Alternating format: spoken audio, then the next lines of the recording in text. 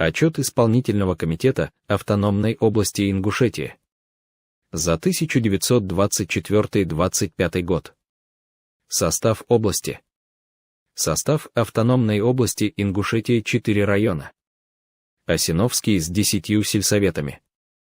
Очелуковский с 8 сельсоветами. Назрановский с 11 сельсоветами. И Пригородный с 12 сельсоветами. Население обоего пола 71 524 человек.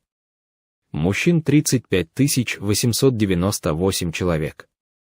Женщин 35 626 человек. Национальный состав области. Ингушей 98,9%.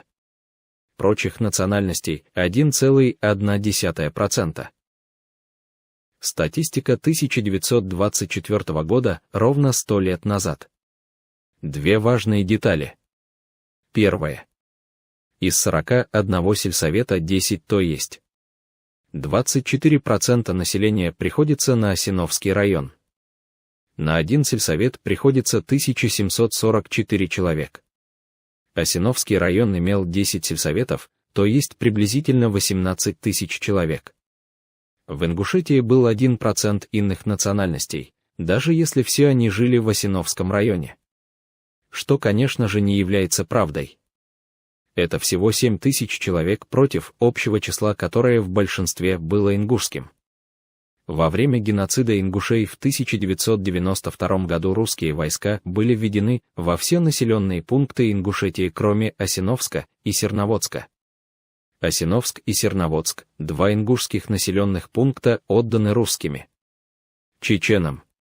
В лице Дудаева в октябре 1992 года, пока ингуши были заняты пригородным районом. Второе.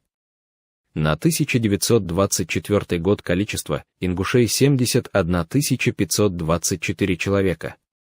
В 1944 году, то есть через 20 лет, депортируют 80 844 человек.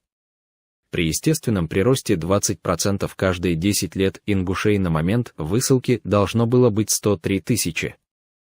Поэтому оценка доктора Джоанны Николс о том, что русские убили по крайней мере 10% населения Ингушетии во время раскулачивания в 1930 году и еще 10% во время Красного террора в 1937 году, верна.